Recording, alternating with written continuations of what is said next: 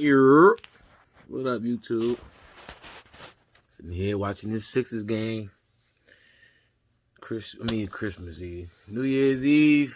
Happy New Year's to you all. By the time y'all see this video, it's going to be 2021.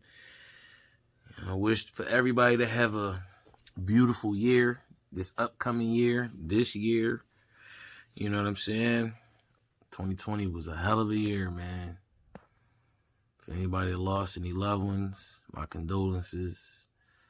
You made it this far, damn it. You belong here. You know.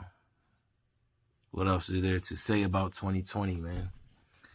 All right. But, look, man, I'm sitting here watching this Sixers game, dog, and you talking about dominant? Bro, halftime right now, we up 35. I don't have no stat lines for anybody. All I know is Danny Green still should not be starting. I still feel like Stiebel should be starting. Yeah,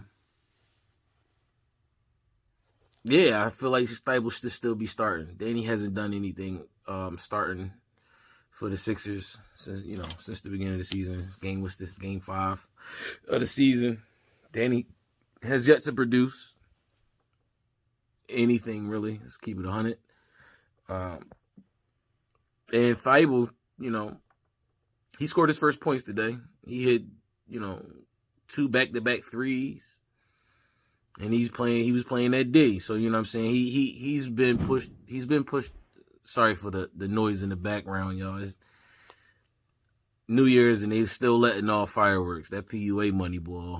Jesus Christ. That's all Negroes did, man. I take that back. That's all people did was buy fireworks this year with that money. Anyway, like I was saying, Stiebel hit 2 back-to-back threes. You know what I mean? He got his first points today. I'm happy for him, but he also, does what Matisse does, and he plays that defense. You know what I'm saying? But he was pushed up in a rotation. It seems like he's getting more playing time with the second team, which is great. You know what I'm saying? But I really feel like he still should be starting. Again, like I said in the video before, it's just my opinion. I am not the coach. I am nowhere near being a professional analyst or nothing like that. This is all my opinions. I mean, they have their opinions. That's all they do too, but you know what I'm saying. But yeah, we know that he needs to be more consistent to be able to be a starter, but what I'm saying is his consistency comes with defense. He's not going to consistently give you that scoring, but with the defense, he's consistent, right? Tobias, a great first half. Like I said last video, we need Tobias to be that other scorer. You know what I'm saying? To be that other scorer, when it comes to, we need him to be the other scorer. If we want to be better and progress and advance in the playoffs and possibly get a championship or whatever, he has to be that other scorer. He's showing in that last game, this game, okay? Just continue to be consistent, Tobias. That's all we need, man. You know what I'm saying? The bench came alive in that second quarter. You know what I'm saying? I'm eager to see and excited to see what they're going to bring in the second half. But yeah, man, Embiid, 16 points in the first half. Embiid being Embiid, man, being a monster down low. I don't know if it's Doc or if like I said before, I don't know if it's Doc or if it's actually Embiid that's, you know what I'm saying? But you can definitely see there's something in Embiid that's just different this year. Hold on, I'm sorry, y'all. Try to clean it up a little. That's better. Anyway. But yeah, man. So, yeah, the domination in the first half, boy, in every category. rebounding, still everything. Sixers dominated that first half, busting they behinds right now, boy. Jesus, looks good, man. I'm excited. You know, especially everybody was all hyping the Magic up. Oh, they're 3-0 and they're playing this, that, and the third. Are they real? Are they real? I mean, listen, man. I don't know. It's just one game. Plenty games to go. Plenty season to go. You know what I'm saying? But right now, we trashing them, and that's awesome. I love it. So that's just to talk about that first half. we're gonna talk about the second half also. But that's the first half. Vucevic got that T. He was pissed off, boy. He was mad as I don't know what, boy. He tried to say that Ben Simmons was grabbing him. I ain't see it, but you know. But Vucevic is nice though. I always sat back and said, what if we had Vucevic and Embiid and put Vucevic at power forward, Embiid at the 5, Vucevic at the 4. That'd be crazy. How do you stop that with Embiid at the 1? Vucevic, that boy. Anyway, to the second half, y'all. I'll be back. I don't know what happened. Anyway, honestly, I feel like Seth Curry, dog.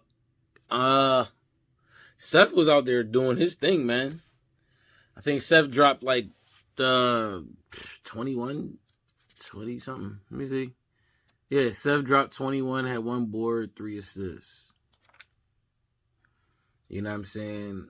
Seth is starting to really become a big piece to the puzzle as far as the offense goes. I never would have thought that. I mean, not last night. What's tonight? Thursday. Tuesday night's game against Toronto, Seth dropped 17. Seth has been consistently dropping at least 15 to 17 points a game. Tonight he dropped 21. Man, look, if Seth can be consistent, that's that other scoring piece that we need to help us get over these humps of whenever Embiid is out or whatever have you. But the thing is that I really need them to do is when Embiid is not playing to really still continue to be this dominant force in the East.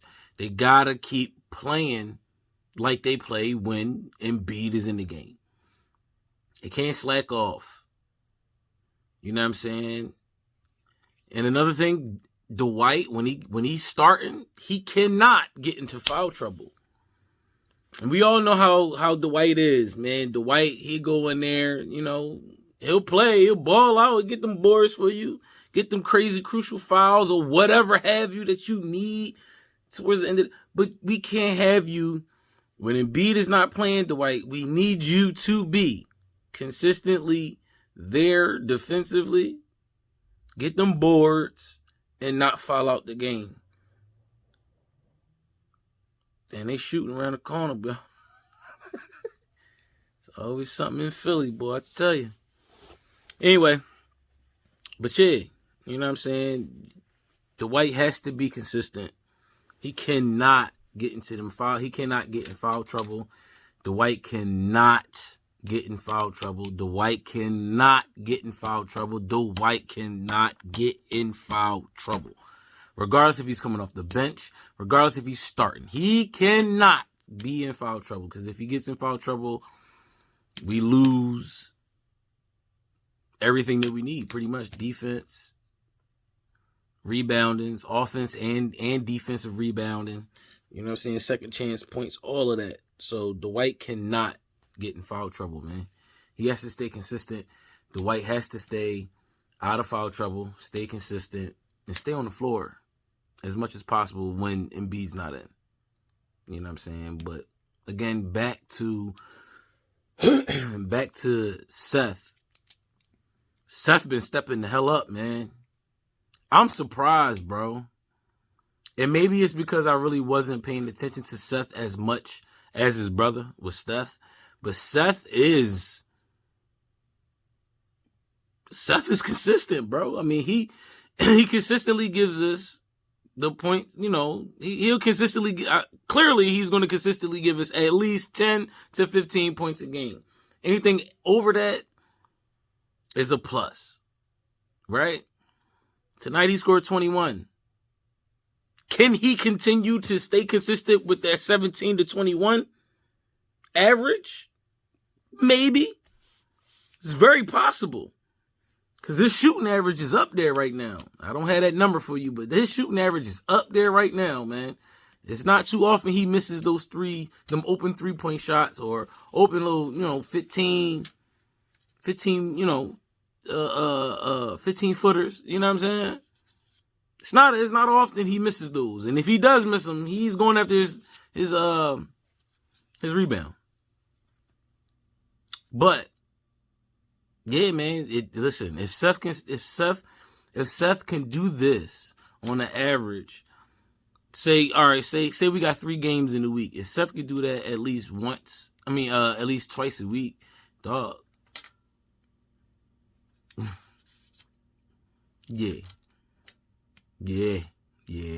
That'll help. That'll help. Yeah. Yup. Yeah. Yeah. Anyway, another thing I noticed, Doc, the coaching, bro. So, like I said before, right? You see how Embiid's, I don't know the word I want to use. His efforts, not really his efforts, but you can see, of course the effort, but, you see something in Embiid. Like I said earlier in this video, earlier in other videos and stuff, you can see Embiid's hunger. You can see Embiid's efforts. It's something different. And I really feel like Doc has a lot to do with it. Putting Embiid in the right positions, coaching Embiid up and, just letting them know, hey, man, listen, you're going to get your touches. If you stay consistent here, and here, you ain't got nothing to worry about. You're going to be dominant, bro. Like, just keep doing what you do, pretty much. You know what I'm saying? He doesn't have Embiid, just roaming around that 3-point line all the time. Not saying that Embiid's not out there. I'm just saying, like, he's not out there as much as he was years prior when Brett was here. And Embiid's not taking as many threes either. You know what I'm saying? Even though he's out there at that 3-point line, when he gets the ball, he used to get that pump fake, and he'll drive in or he'll back in the defender, you know what I'm saying, into his comfort zone. He'll either kick it out to Seth or whoever is out there. They'll take the shot or set it back up. Where years, prior, this Embiid gets the ball, he'll get that fake, he'll drive, kick it out, and somebody y'all know what I'm talking about, man. Sloppy game last year and the years prior. You know what I'm saying? I just don't see that sloppy play this year, except for when we played the Knicks. Yeah. But I also feel like the reason why the offense, I was going to say the offense, but the team, you know what I'm saying? The team is playing so much better this year is because I feel like they respect Doc more than they did Brett Brown. Like I said before, Brett Brown didn't get much respect. And if he did, we would still have Jimmy Buckets. If you don't like it, whatever. It's just a fact. You know what I'm saying? But, yeah, man. I mean, Doc is making the offense simple for Joel. Doc is making the offense simple for all of them. It's simple. You know what I'm saying? We run the offense through Joel and everybody else. You get your touches, do your thing. You know what I'm saying? The offense is down low. The offense is in the paint. Ben, you push it up, kick it here, move the ball around, boom, whatever. Here's the play. But can Joel get this? Get a ball to Joel. Let Joel, okay, Joel, you double team, kick it back out. You ain't got the shot, kick it out here. Y'all see it. Y'all see it. Y'all see it. But I just feel like the players are more, they believe more in the coaching now. I mean, we don't have the same team as we had last year. Of course not. But the two main factors from last year that we have is Ben and we got Joel. And those two, I just feel like they believe in Doc more than they did with Brett. You know, more than they did believing in Brett. You know what I'm saying? I love it, man.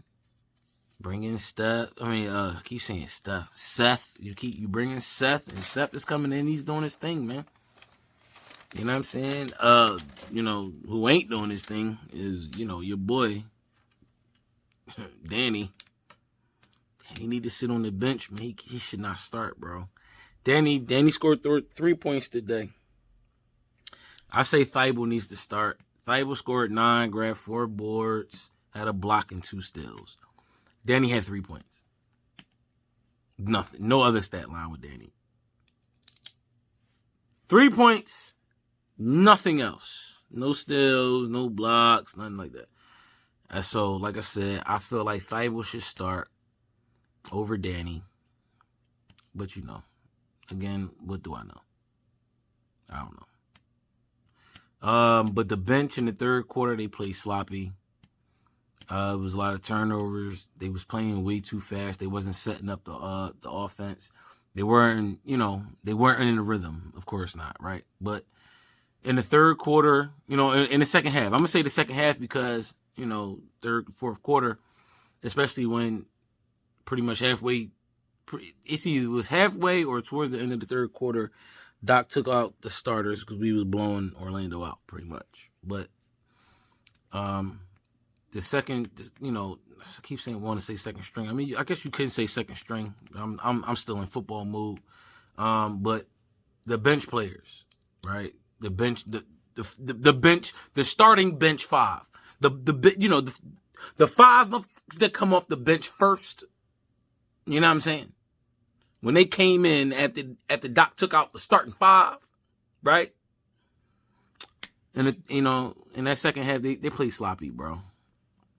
We can't have that. I feel like the reason they was playing so sloppy was, they was playing too fast. Everybody wanted to take jumpers. You know what I'm saying? Everybody wanted to take jumpers. Everybody wants to score, of course, but, I just felt like everybody was just wanted to take jumpers. Nobody was trying to drive to the rack, trying to get those tough points. You know what I'm saying? Rebounding was solid because, Dwight was there, but, they played pretty good defense. They ain't like they let Orlando back in the game or anything like that. Second, the bench players, they played solid defense. It was just on offense, they was sloppy. Turnovers, not getting rebounds, just like that. You know what I'm saying? Playing too fast, man. They wasn't setting up the offense, taking too many shots, but overall, throughout the game, they didn't play bad. You know what I'm saying? They didn't play bad. As far as the bench, they didn't play bad. But knowing that what we seen in the first game, they played terrible. They played terrible compared to the first game. The first game and the game against the Knicks. So the first game and the second game, they compared to those 2 games, they played terrible. But they didn't play as bad as they did when we played Cleveland. You know what I'm saying? And then you go when we played what's the name the other night. They didn't play good that night either. It was Toronto. They didn't play good that night either. But they played okay tonight. You know what I'm saying? The first half, they played solid. You know, they played solid defense. Second half, they couldn't score but they played pretty good defense. I'm not gonna hold you. They didn't let the Magic back in the game and nothing like that. You know what I'm saying? So okay, cool. So if I was to rate the defense, the bench players or the second string defense, whatever you want to call it, if I was to rate them, I would give them a B-. Defense. Offense for the bench, I would give them a C. I'd probably give them lower than that because they really didn't do scoring. You know what I mean? But they played okay. You know what I'm saying? That's combined for the first half to the second half. After that, I pretty much just lost interest. I mean, we was balling. I mean, I'm not gonna hold you. You know what I'm saying? I love Maxey, and you know what I'm saying, he shows a lot of promise. He can get to the rack. He can pass the ball. He's a rookie. We're gonna see really what he really brings as the season continues. You know what I'm saying? But yeah. But you know, okay, cool. So look, just a couple stat lines for I'll give it the starting five. Stat lines for the starting five. Ben had 9 points, 10 boards, and 8 assists with 2 steals. Yeah. Sorry. No. 9 points, 10 boards, 8 assists for Ben. That's his stat line. 9 points, 10 boards, 8 assists. Tobias had a solid game. He had 20 points, 9 boards, and 2 assists. Joel, 21, 9, and 2. Danny Green, 3 points. Over 5 games, I feel like Danny has only scored, I would give him like 11 to 12 points. No cap. No cap. Seth had 21, 1 board and 3 assists. Matisse Thybulle, he had 9 points. And these are his first 9 points of the season. He had 9 points. He had 4 boards. He had 2 blocks and 2 steals. Only reason why I put the blocks and steals in is because Danny Green has none of those stat lines for the season, bro. Maybe a steal, something like that. I don't know. But what I'm saying, my point is, Danny Green should not be starting. That's my point. In my opinion. Of course, don't forget that. Shake had 14, 3, and 5. 14 points, 3 boards, 5 assists. Those are stat lines that I wrote down. Those are stat lines that I pretty much keyed in on, But again, yeah, you know what I'm saying? But again, one more time, Dwight Howard cannot be in foul trouble. Dwight also hit a 3 tonight. That was epic. I was hyped. He also hit a 3. You know what I'm saying? But the bench played so-so. Joel played solid. Tobias played solid. Danny played like Danny. Seth, I keep saying Steph. Seth played solid once again. Honestly, I'm going to say Seth played beyond solid because he gave us 21. I mean, who was expecting Seth to give us these type of stats, bro? But, yeah, Seth played solid. Thybulle, he played better than Danny Green. Shake with 14, 3 and 5. You know what I mean? Ben had 9, 10, and 8. He almost had that triple-double. But nonetheless, Sixers get a W tonight, 116-92, and a W tonight against we play Orlando. I don't know when the next game is. I did not pay attention to that or whatever. You know what I'm saying? But I'll be back for that game. When we do play, I will be back. I appreciate everybody for watching the video, who does watch the videos, who does support. Please, please, please hit the like button if you like it. If you don't like the video, hit the dislike button. Please subscribe, like, comment, notification, all that you know what I'm saying? And again, like I said, if you don't like the video, hit the dislike button. I really don't give a damn. Anyway, y'all know the routine. Y'all know the drill. Stay positive. Stay away from the negative-ish. Everybody be safe. Stay blessed. It is a new year coming up. It's for all my Philly folk.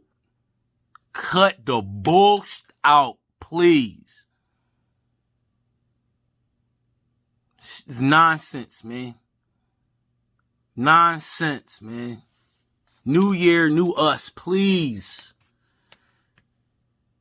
Too many people hurting, man. All this great, crazy stuff going on all 2020, man. I'm so happy for 2020 to be over, but we all know what's going to happen. 2020 is over. We're going into 2021. This pandemic is not going to end no time soon. Stay focused. Stay grinding. Stay blessed. Stay away from the negative shit, man. Please. I love y'all. I'm out. Peace.